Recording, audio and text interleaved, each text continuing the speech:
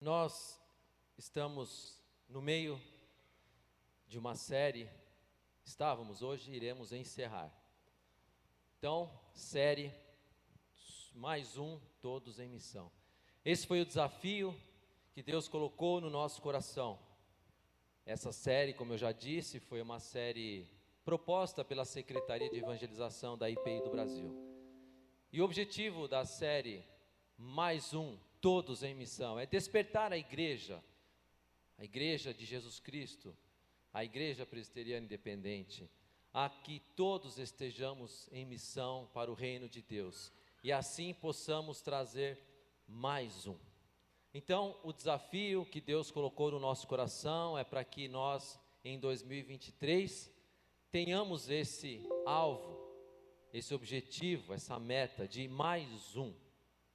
Pelo menos um, mas só um, olha, um já está muito bom. Se todos nós conseguirmos mais um para o reino de Deus, já é um alvo absolutamente grande. Então, nós temos falado sobre isso, para que você ore sobre isso. Ore e peça para que Deus coloque no seu coração, quem é esse mais um? Ele vai te mostrar. Não tenha pressa, ore, e depois Ele vai te revelar, e ao te revelar, você vai ser capacitado pelo Espírito Santo para fazer a sua parte. Então, o objetivo dessa série é justamente como alcançar e conduzir pessoas para o Evangelho. E recapitulando, na primeira mensagem dessa série, nós falamos sobre mais Evangelho. E nós fomos desafiados então a viver intensamente o Evangelho de Jesus Cristo e compartilhar, divulgar, anunciar o Evangelho de Jesus Cristo. Na segunda mensagem nós falamos sobre mais casa. Qual o objetivo? Qual o desafio? Para que as nossas casas sejam casas frutíferas para o Evangelho de Jesus Cristo.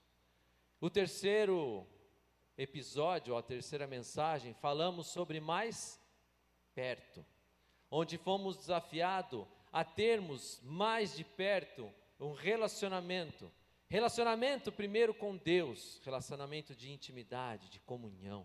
Eu sempre olho para o sinal da cruz, e para mim a cruz é muito significativa. Relacionamento com Deus e relacionamento com o próximo, relacionamento intencional para divulgar e anunciar e compartilhar o Evangelho de Jesus Cristo. Então foram esses 3 episódios, essas 3 séries mensagens que nós tivemos.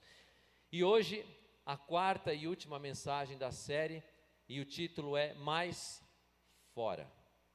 Mais Evangelho, mais casa, mais perto e mais fora. Ora, o que é mais fora? Jesus deixou claro no seu ministério, quando esteve aqui na terra, que o seu objetivo sempre era chamar os pecadores, a fim de que eles se arrependessem dos seus pecados. Jesus investiu tempo na vida dessas pessoas. Ele investiu em relacionamento e investiu em treinamento com aqueles que já haviam entregado suas vidas e aceitaram o convite. Mas a caminhada de Jesus sempre foi nesse movimento, o movimento mais fora, o movimento olhando para aquele que não tinha ainda sido alcançado por Ele. Ou seja, Ele sempre deu ênfase aos seus discípulos para que a palavra que estava sendo anunciada fosse vivida lá fora, na sociedade onde eles estavam inseridos. E o objetivo então de Jesus em seus ensinamentos é para que todos sempre estivessem em missão para fora, levando Jesus Cristo à sociedade. Geralmente, quando nós queremos dar ou damos um presente para alguém, principalmente se for um presente assim, valioso, algo que nós julgamos ser importante, pelo menos para nós queremos que a pessoa que receba esse presente, ela também dê esse mesmo valor a esse presente. Queremos que ela demonstre uma seriedade ao receber o presente, uma reverência a um presente valioso que nós estamos dando. Portanto, em nossa mente, na nossa concepção, esses presentes, tidos como valiosos, pelo menos para nós, eles só devem ser dados a quem, aspas, mereça. Ou seja, essa pessoa merece ou essa pessoa não merece. E muitas vezes, essa nossa forma de pensar, essa nossa forma de agir, essa mentalidade que nós temos de proteção, de definição de quem merece ou quem não merece, acaba invadindo também a nossa, digamos, concepção teológica e acaba nos travando muitas vezes em nosso compartilhar desse presente valioso que nós já recebemos, que é exatamente o Evangelho de Jesus Cristo. Vamos então recapitular o nosso texto que nós já lemos em todas as outras mensagens. Nós vamos ler novamente Lucas capítulo 5, versículos 27 a 32, na versão NTLH. Lucas 5, 27 a 32, na versão NTLH. Diz assim o texto: Depois disso, Jesus saiu e viu um cobrador de impostos chamado Levi, sentado no lugar onde os impostos eram pagos. Jesus lhe disse: Venha comigo. Levi se levantou, deixou tudo e seguiu Jesus. Então Levi fez para Jesus uma grande festa na sua casa. Havia ali muitos cobradores de impostos e outras pessoas estavam sentadas com eles.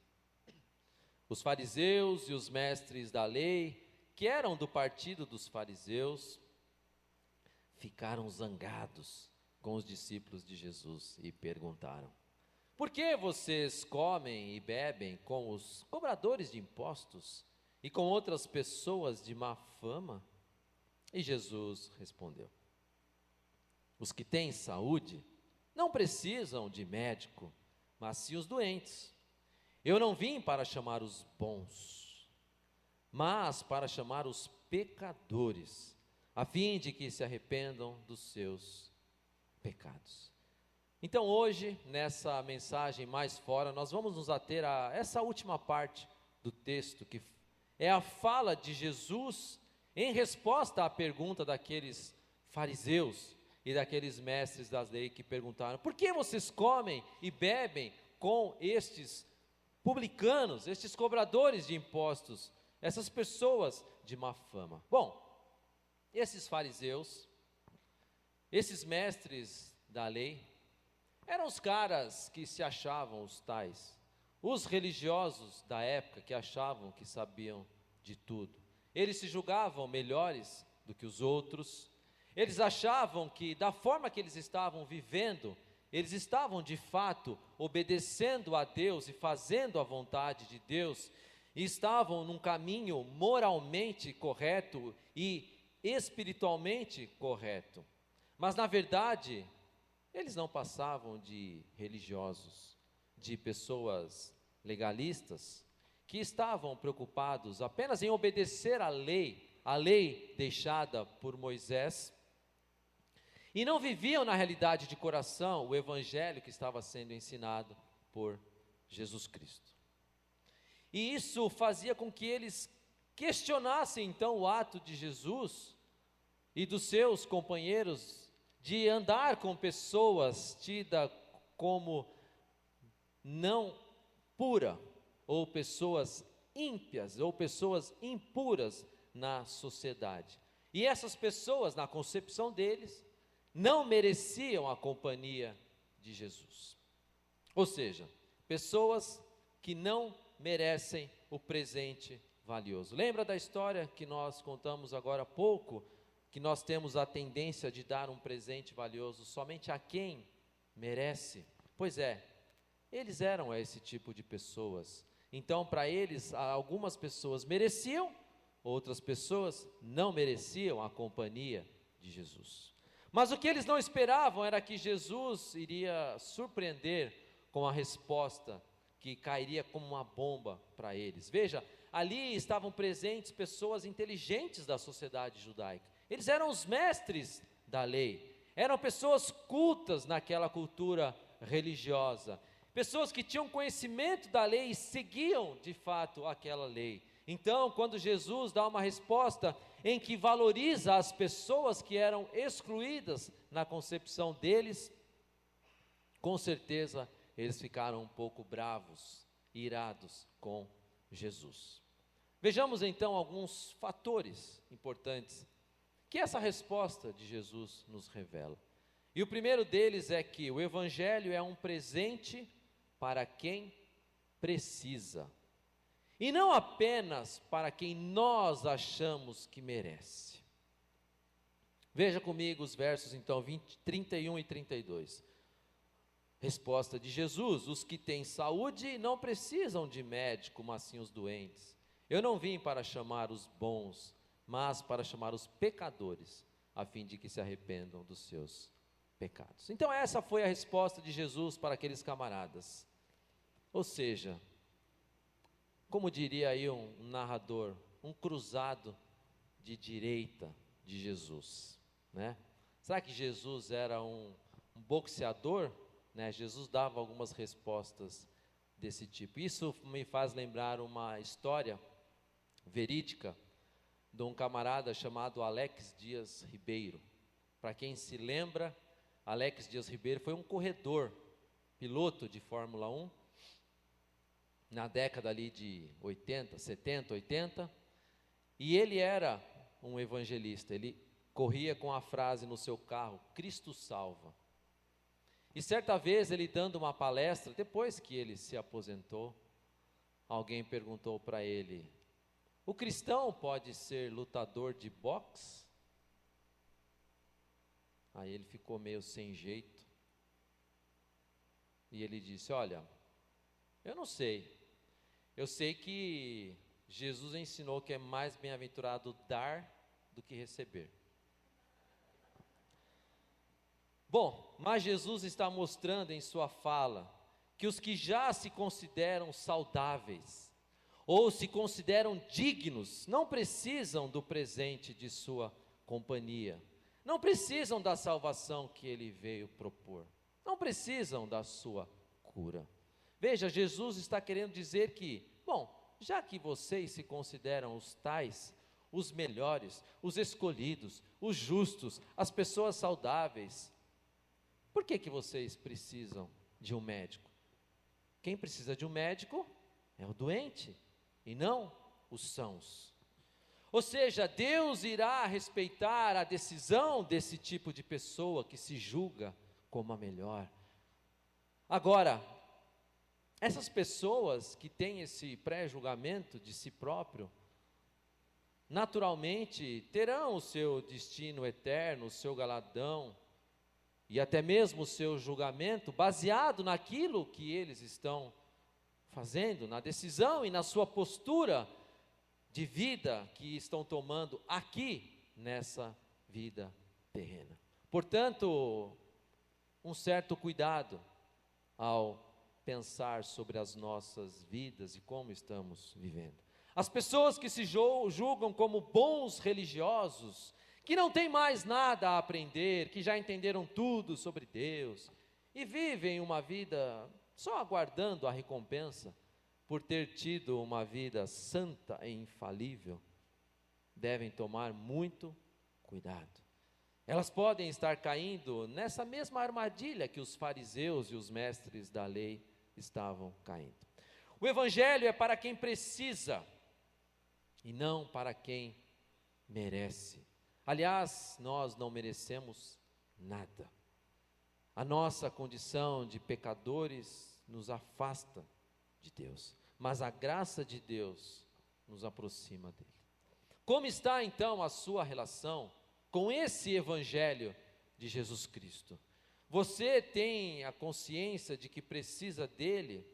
E ao ter essa consciência, tem buscado esse crescimento no Evangelho de Jesus Cristo? Ou está acomodado, achando que está tudo bem, já sabe o suficiente, já merece o seu galardão, já fez o que tinha que fazer aqui nessa vida terrena, e que não tem mais necessidade de buscar um relacionamento íntimo com Jesus. Bom, se você se encontra nesse grupo dos que têm a consciência de que precisam desse evangelho, e tem buscado, ou pelo menos está disposto a buscar esse evangelho, o próximo passo então, a partir desse relacionamento de intimidade com Deus, é compartilhar esse evangelho mais fora, é levar esse evangelho a quem realmente precisa. Você, por exemplo, já está orando para que Deus te mostre quem Ele quer que você leve e anuncie esse evangelho? Lembre-se, essa missão é de todos nós. E o segundo fator que eu queria colocar a partir dessa resposta de Jesus é que a nossa tarefa é então levar o evangelho aos que precisam. Há muitas pessoas que estão fora do nosso círculo de relacionamento, de intimidade, de amizade, porque muitas vezes não se encaixam no nosso padrão. Não se encaixam porque têm uma perspectiva de vida diferente, porque pensam diferente, porque vivem de modo diferente, não importa. Outras pessoas estão gastando sua vida com coisas sem sentido, pelo menos para nós. Outras estão em busca de algum sentido e significado para a sua vida. E por isso ficam tentando várias coisas, batendo em várias portas, indo daqui a acolá. E algumas dessas pessoas têm até mesmo uma conduta moral e ética duvidosa. E então, muitas vezes, o que nós queremos? Distância dessas pessoas. E são pessoas, na sua grande maioria, problemáticas. E de problema já bastam os nossos. Bom, mas se nós formos contextualizar o texto que nós acabamos de ler, são exatamente essas pessoas problemáticas que Jesus então define como sendo pessoas doentes. E são exatamente para os doentes que ele veio. O questionamento levantado pelos fariseus, pelos mestres da lei, de fato era pertinente por conta daquela cultura judaica que eles estavam inseridos na época.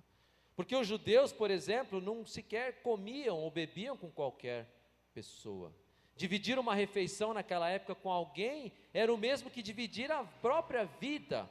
Logo, então, o ato de Jesus dividir uma refeição com aqueles pecadores estava demonstrando o quê? Que Jesus estava dividindo a vida com eles, né? E era isso mesmo.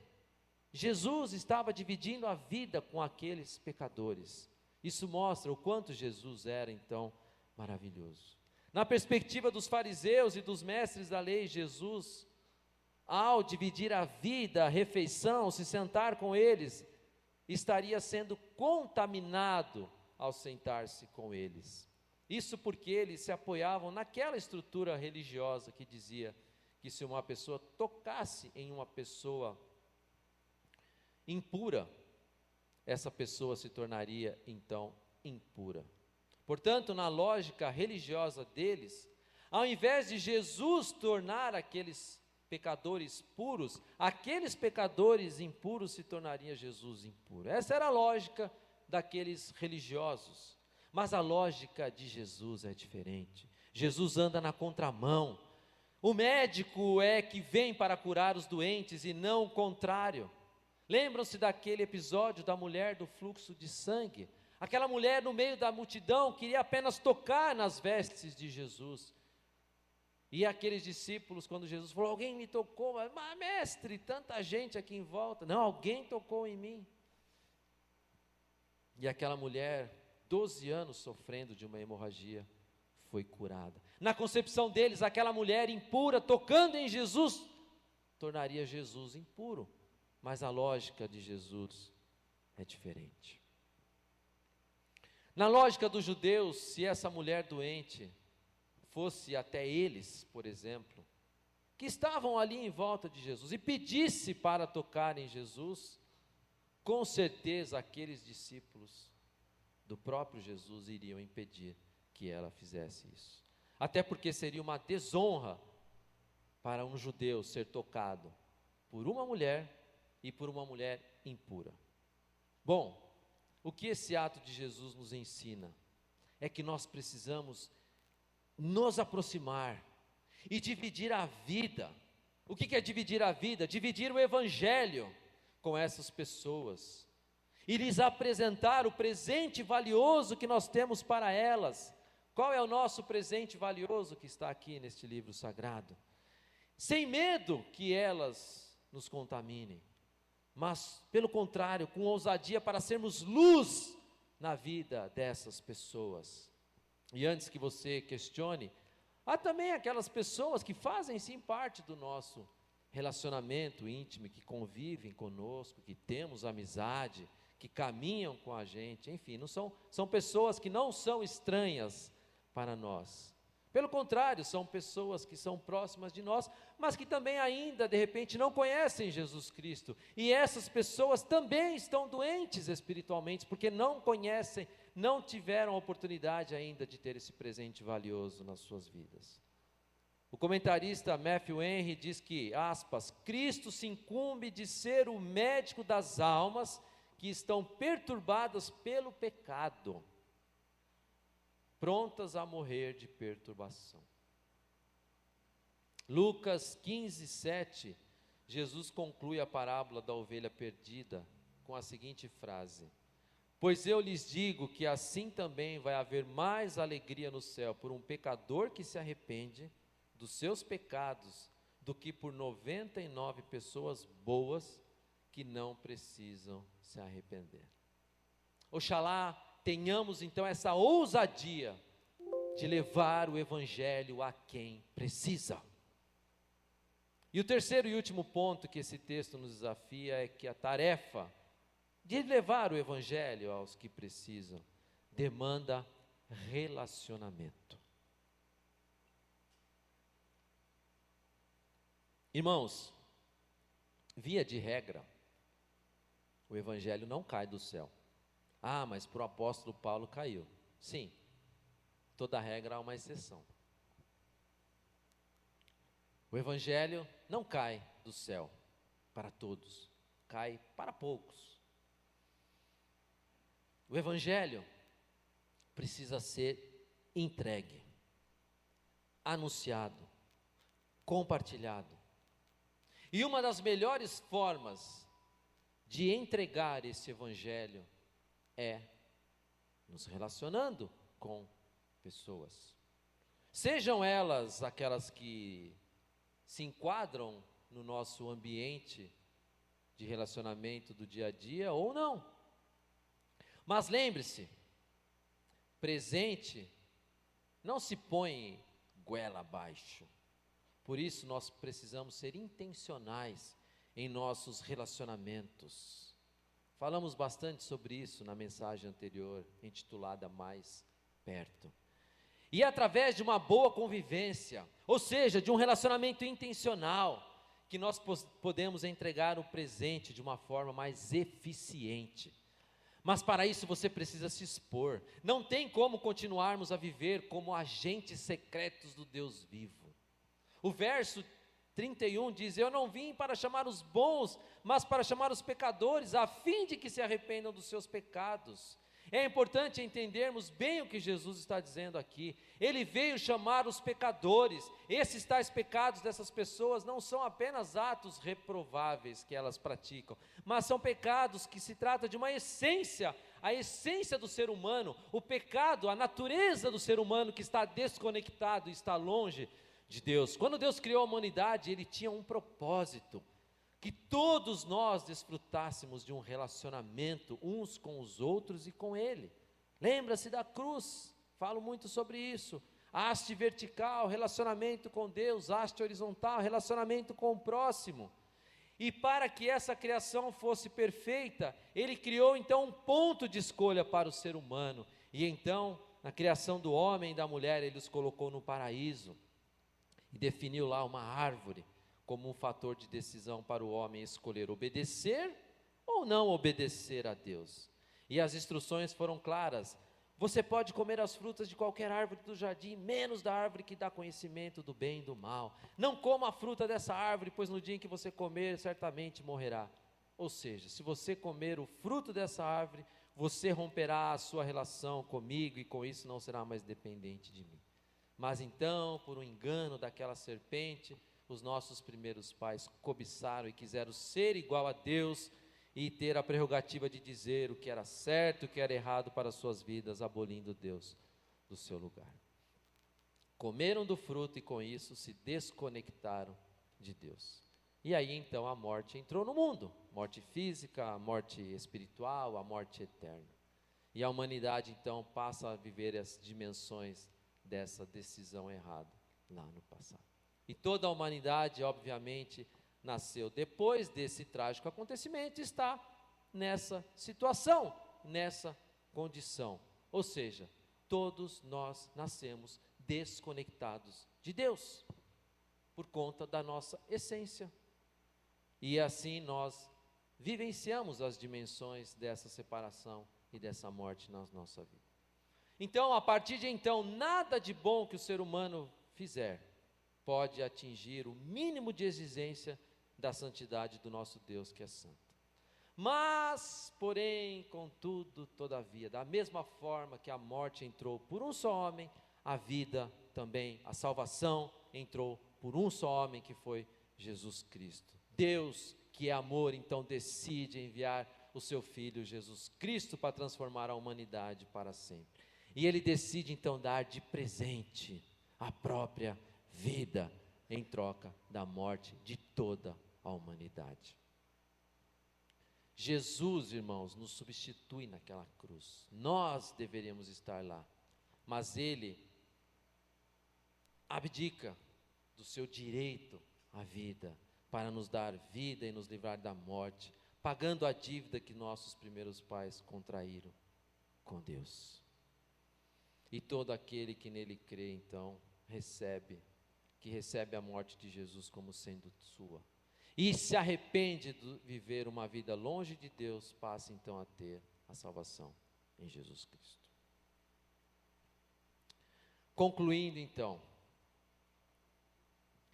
eis o grande e precioso presente que temos em nossas mãos.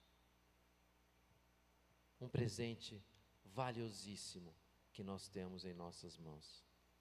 O amor de Jesus, o Evangelho de Jesus, a vida em Jesus. E então, o que nós faremos com esse presente? Essa é a pergunta principal dessas 4 mensagens dessa série. O que nós faremos com esse presente? Guardaremos em nossa cômoda? Guardaremos em nosso criado mudo? Guardaremos na nossa mesa de centro lá? Guardaremos no nosso cofre? Lembram-se lá da primeira mensagem, onde nós vimos que o Evangelho é a boa notícia, o presente valioso de Jesus Cristo para nós. E boa notícia deve ser o quê? Compartilhada, deve ser anunciada. Esse é o nosso desafio a partir dessa série de mensagens. Mais um para o reino de Deus. Esse é o nosso desafio para 2023. Você tem este presente valioso nas suas mãos. Você tem o Evangelho de Jesus Cristo no seu coração. O que nós faremos com esse presente que nós já temos? E então nós concluímos essa série. Mais um, todos em missão. Jesus nos incumbiu de sermos os portadores dessa grande notícia, desse presente preciosíssimo de Deus à humanidade, que deve ser dado a todas as pessoas, indistintamente. Por isso eu tenho falado, ore para que Deus mostre quem são essas pessoas. Não julgue pelo seu coração, mas peça a revelação de Deus. Essa é a nossa tarefa. Deus nos convoca a nos expor, a levar o Evangelho com ousadia e com amor para mais fora. E aí? Estamos juntos nessa tarefa para 2023?